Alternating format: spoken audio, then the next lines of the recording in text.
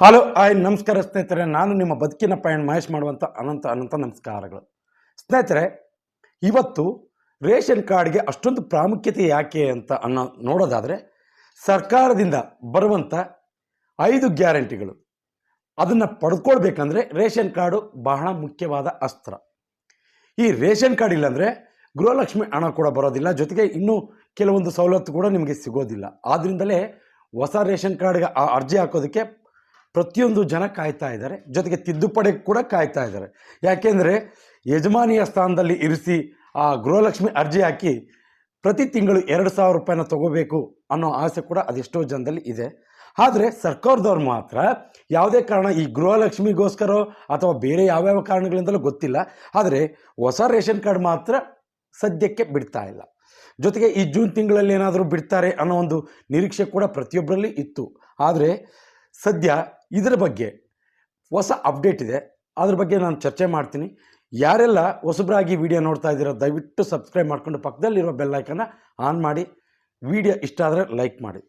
ಸ್ನೇಹಿತರೆ, ಈಗ ಈ ಹೊಸ ರೇಷನ್ ಕಾರ್ಡ್ಗೆ ಅರ್ಜಿ ಸಲ್ಲಿಸೋದಕ್ಕೆ ಯಾಕೆ ವಿಳಂಬ ಅನ್ನೋದು ಪ್ರಮುಖವಾಗಿ ಕಾರಣ. ಯಾಕೆಂದರೆ ಪ್ರತಿಯೊಬ್ಬರು ಕಾಯ್ತಾ ಇರೋದು ಹೊಸ ರೇಷನ್ ಕಾರ್ಡ್ಗೆ ಅರ್ಜಿ ಸಲ್ಲಿಸೋದು ಯಾವಾಗ, ಸರ್ಕಾರದಿಂದ ಈ ಆದೇಶ ಯಾವಾಗ ಕೊಡ್ತಾರೆ ಅನ್ನೋದು ತಲೆಯಲ್ಲಿ ಇದ್ದೇ ಇದೆ. ಆದರೆ ಈ ವಿಚಾರವಾಗಿ ಅಂದರೆ 2 ವರ್ಷದಿಂದ ಈ ರೀತಿ ಹೊಸ ರೇಷನ್ ಕಾರ್ಡ್ಗೆ ಅವಕಾಶ ಕೊಟ್ಟಿಲ್ಲ ಸರ್ಕಾರ. ಯಾಕೆಂದರೆ ಈ ಹಿಂದೆ ಹೊಸ ರೇಷನ್ ಕಾರ್ಡ್ಗಾಗಿ ಅರ್ಜಿ ಸಲ್ಲಿಸಿರೋದು ಇಲ್ಲಿಗೆ 2 ಲಕ್ಷ ರೇಷನ್ ಕಾರ್ಡುಗಳು ಬಾಕಿ ಇವೆ. ಇವ್ಯಾವು ಕೂಡ ಇನ್ನೂ ವಿಲೇವಾರಿ ಆಗಿಲ್ಲ.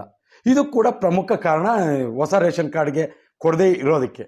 ಇನ್ನು ನನ್ನ ಪ್ರಕಾರ ಈ ಹೊಸ ರೇಷನ್ ಕಾರ್ಡ್ಗೆ ಏನಾದರೂ ಅರ್ಜಿ ಕೊಟ್ಟರೆ, ತಿದ್ದುಪಡಿ ಆದರೆ ಸರ್ಕಾರಕ್ಕೆ ಇನ್ನೊಂದಿಷ್ಟು ಹೊರೆ ಆಗ್ಬೋದು ಅನ್ನೋ ಒಂದು ಚಿಂತನೆ ಕೂಡ ಇರ್ಬೋದು. ಯಾಕೆಂದರೆ ಈಗಿರೋಂಥ 5 ಗ್ಯಾರಂಟಿಗಳನ್ನು ಪಡ್ಕೋಬೇಕಂದ್ರೆ ನಿಮ್ಗಾಗಲೇ ಮುಂಚೆಲೇ ಹೇಳಿದ್ದೀನಿ, ರೇಷನ್ ಕಾರ್ಡ್ ಭಾಳ ಮುಖ್ಯ ಬೇಕಾಗುತ್ತೆ. ಆದ ಕಾರಣದಿಂದ ಕರ್ನಾಟಕ ಸರ್ಕಾರ ಸದ್ಯಕ್ಕಂತೂ ಈ ವಿಚಾರದಲ್ಲಿ ಒಂದು ಪ್ರಮುಖವಾದ ಮಾಹಿತಿ ಆಹಾರ ಇಲಾಖೆ ಸಚಿವ KH ಮುನಿಯಪ್ಪ ಅವರು ಕೂಡ ಒಂದು ಸಂದೇಶವನ್ನು ಕೊಟ್ಟಿದ್ದಾರೆ. ಸದ್ಯಕ್ಕಂತೂ ಹೊಸ ರೇಷನ್ ಕಾರ್ಡ್ ಅರ್ಜಿ ಹಾಕೋದಕ್ಕೆ ಅವಕಾಶ ಕೊಡಲ್ಲ.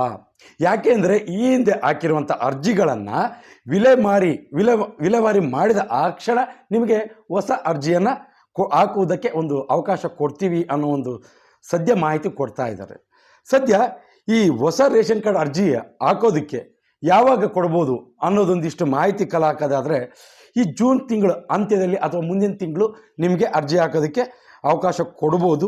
ಆದ್ದರಿಂದ ನೀವೆಲ್ಲ ಹೊಸ ರೇಷನ್ ಕಾರ್ಡ್ ಹಾಕೋದಕ್ಕೆ ಯಾವ್ಯಾವ ದಾಖಲಾತಿಗಳು ಬೇಕು ಅನ್ನೋದನ್ನು ನೀವು ರೆಡಿ ಮಾಡ್ಕೊಳ್ಳೋದಾದರೆ, ಮೊದಲನೇದಾಗಿ ಆದಾಯ ಪ್ರಮಾಣ ಪತ್ರ, ಜೊತೆಗೆ ಜಾತಿ ಪ್ರಮಾಣ ಪತ್ರ, ಒಂದು ಮೊಬೈಲ್ ನಂಬರ್ ಇರಬೇಕಾಗುತ್ತೆ, ಒಂದು 4 ಪಾಸ್ಪೋರ್ಟ್ ಸೈಜ್ ಫೋಟೋ, ಜೊತೆಗೆ 6 ವರ್ಷದ ಒಳಗಿನ ಮಕ್ಕಳೇನಾದರೂ ಇದ್ದರೆ ಅವರಿಗೆ ಜನನ ಪ್ರಮಾಣ ಪತ್ರವಂತೂ ಕಡ್ಡಾಯ.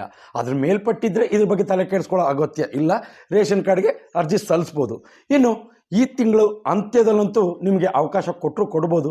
ಇನ್ನು ಯಾವುದೇ ರೀತಿ ಸರ್ಕಾರದಿಂದ ಈ ಹೊಸ ರೇಷನ್ ಕಾರ್ಡ್ ಅರ್ಜಿ ಸಲ್ಲಿಸೋದಕ್ಕೆ ಯಾವುದೇ ರೀತಿ ಆದೇಶ ಕೊಟ್ಟಿಲ್ಲ, ಸದ್ಯಕ್ಕಂತೂ ಇಲ್ಲ. ಅದು ಮುಂದಿನ ತಿಂಗಳೇನಾದರೂ ನಿಮಗೆ ಜಾರಿಗೆ ತರುವಂಥ ಅವಕಾಶ ಕೊಡ್ಬೋದು. ಇದು ಇವತ್ತಿನ ವಿಚಾರ. ಇಂಥದೇ ಒಂದು ಮುಂದಿನ ವಿಡಿಯೋದಲ್ಲಿ ಹೊಸ ಸುದ್ದಿಯೊಂದಿಗೆ ನಿಮ್ಮ ಮುಂದೆ ಇರ್ತೀನಿ. ಈ ವಿಡಿಯೋ ಇಷ್ಟ ಆದರೆ ಬೇರೆಯವ್ರಿಗೆಲ್ಲ ಶೇರ್ ಮಾಡಿ, ಜೊತೆಗೆ ಒಂದು ಲೈಕ್ ಮಾಡಿ, ಅವ್ರಿಗೂ ಉಪಯೋಗ ಆಗುತ್ತೆ ಅಂತ ಹೇಳ್ತಾ ಮುಂದಿನ ವಿಡಿಯೋದಲ್ಲಿ ಸಿಗ್ತೀನಿ. ಅಲ್ಲಿವರೆಗೂ ಜೈ ಹಿಂದ್, ಜೈ ಕರ್ನಾಟಕ ಮಾತೆ.